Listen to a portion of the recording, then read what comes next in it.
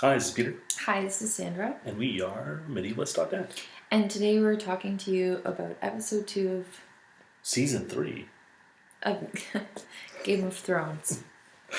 They this episode we get to find out what happened to all the other characters that we didn't see in episode 1 of Right, season 3. which unfortunately we didn't initially cover, but here we're just going to focus on episode 2 so that you're not watching an hour and a half novella. So I think I'd like to start off with the whole King's Landing, Cersei, Marjorie, Sansa, Joffrey, the whole thing about, I think the two most interesting conversations I thought were Cersei and then the one that Marjorie, Sansa, and her grandmother had. Because I think Cersei sort of is trying to give Joff some political help, and he's absolutely not interested in taking any advice from her, in spite of the fact that she's been Yeah. wheeling and dealing her way through Well, the court for how many years, right? Joff is kind of a power-hungry, crazy kid. So they, in this kind of like these first two episodes, and this has been a lot of, these have been talking episodes where we don't see too much action. Just a little bit of blood, but they. And What I did guess, you think of some of the I enjoy scenes with him? like I enjoy People. I enjoy these kind of like where they kind of develop where the characters are going or what they're kind of thinking, and you were pointing out how Marjorie when she's talking to Joff, you see her kind of skill in getting into his head, in the way she pretends ignorance, and Right. just Joff, she can manipulate Joff, and that's where she's coming from. We know that she's manipulating. I think also it's interesting, like, they finally get it out of Sansa what he's really like. And what was really interesting is after that, they corner her and say, "So what's Joff really about?" And Sansa says, "He's a monster." Marjorie, if you look, doesn't even flinch. She's like, "Okay." Yeah. All she cares about is her opponent. What is he really about? That's all she wants to know from her. He's a monster, great. And you're right, she goes right into that room and plays into his psycho. I thought it was brilliant. She, is deceptively, flighty or whatever, but she's really a smart cookie. And maybe she's getting it from is that character her mother or grandmother? Her grandmother. This kind of wily, kind of veteran type, and she looks like and I've heard some things about that this is a really cool character. How she's kind of, oh well, these men are just fools, and we got do everything ourselves. She provided like the little comedic relief on the show today. There wasn't too much of that going on. You notice like some shows are more ribald than others, and this one was kind of low key on that. Another interesting point I thought was I think today's episode was all about interesting conversations. And another one that I thought was really interesting was in Rob's camp between his wife and Catelyn, and she finally admits about her feelings about Jon Snow. So That's really all cool. all throughout this, we had the feeling she just hated Jon Snow, right? And then you get this kind of big reveal that she feels a lot of guilt for not loving Jon, like 'cause she at one point condemns him to death. And then when he's about to die, she kind of, prays to save him and promises to treat him like her son. And then, she reneges on that and she blames herself for like the kind of house's downfall since. Right, that she couldn't extend to not blame him for the sins of her husband, and I just thought that was a really crazy, interesting conversation because I didn't expect it. I don't. Oh yeah, like that team's somewhat out of line. Like you've also it doesn't even make a sense that she was going to reveal this to a kind of woman she doesn't really know. So It's her daughter-in-law, right? yeah, but it came out of the blue, right? So in that sense, I was unprepared for it. Like I felt maybe that's probably not the scene, but I guess they couldn't have her talking in front of people having sex, which is Yeah, usually it's true.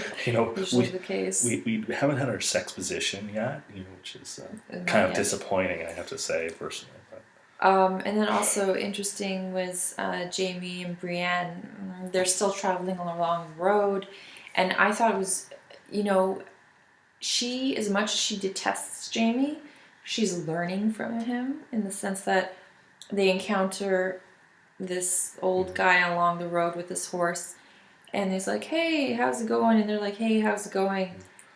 And Brienne, with all her honor and all her notions, is like, "No, I don't want to kill this guy." And Jamie's like, "You need to kill him because he's seen us and he might recognize us." And she's like, "No, he probably doesn't know who the hell we are."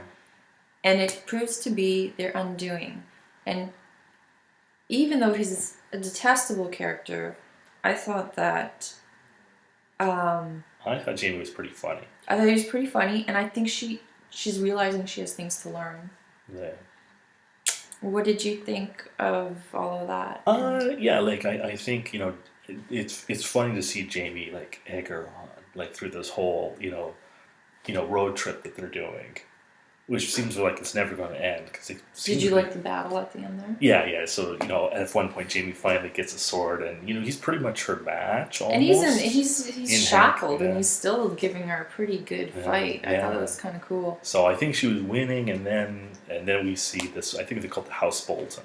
So they come and Roose Bolton. Somehow I don't think House Bolton's going to come out on top against those two, but well, that remains to be seen. But it's pretty interesting that I like the whole exchange between those two characters, and the fact that even though he's pretty much an evil bastard, she still has lessons to learn from him. There's still something you can learn from characters who aren't that good. And that's sort of the theme I think I'm finding throughout this episode. Also wanted to do two brief mentions. We have Arya and Jon Snow. So beyond the wall, Jon's still trying to prove himself to Mance Rayder and, trying to fit in with the wildlings. And then meanwhile, not a lot there. We have Arya and her friends getting captured. And what did you think of that little snippet? It's probably her and the story of Arya and the story of Bran. I don't care too much about at this point. They're just, to me, they're the dullest parts of the show. Really? Yeah. You're gonna get a lot of people hating you because a lot of people love Arya. I like Arya. I think she's a cool character. I do agree.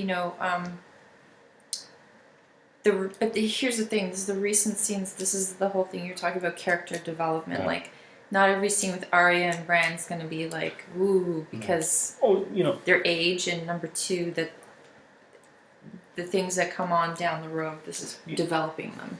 The one thing about watching this show is that there's so many characters and so many plots that it's unfair to review one episode at a time, although we're going to keep doing it. Yes, we're going to keep doing it. But this is the kind of show that you really have to watch maybe a whole season and then kind of look back at how these threads emerge, because you're only getting the story of Arya. If you put all her scenes in, it's not even going to be one episode, right? So it's one episode in length. So it's really, they have to, it's hard to I'm surprising for having to develop all these plot lines and characters, and I really have to give it to the producers that they still keep us going and keep us watching on something that could become a real mess. Yeah, it could be. They could have lost the plot, and they haven't done so. Right. And even though that this particular episode wasn't a lot of crazy excitement, I thought that the conversations were really interesting, and that, like Peter's saying, all these threads they're just loose threads now, but as the season progresses, we're going to see it all come together, and it'll be very interesting. And it's in these conversations, you keep them in mind, like Marjorie and Sansa really stand out, and just to see how she handles Joff versus how Sansa was handling Joff. Mm-hmm. Sansa didn't Yeah. play into Joff, she just feared him, and Yeah. then Marjorie really, it's like, you're a monster and a psycho, and I'm going to play into that. So I'm interested, you want to see that development over the course of the season. This show is often just built on characters interacting with other characters. Not necessarily fighting them, but just,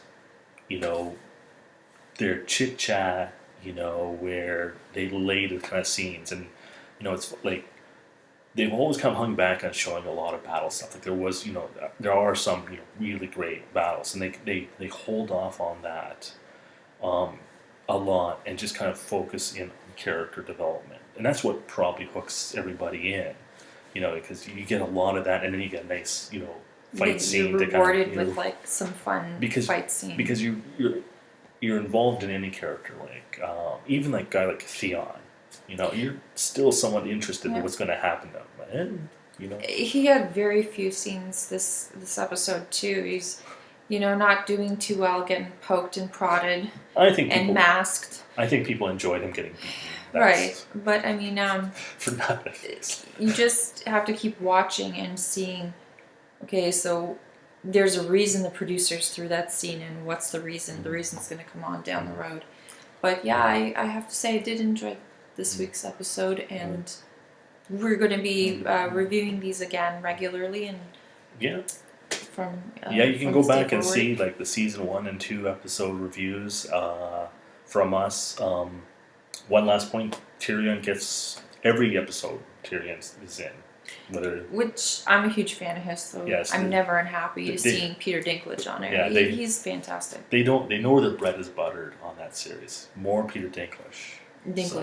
Yes, Peter to Peter. There we go. Yes, and more of you and me. That's right. So thank you very much for tuning in with us this week, and we'll see you next week for Game of Thrones.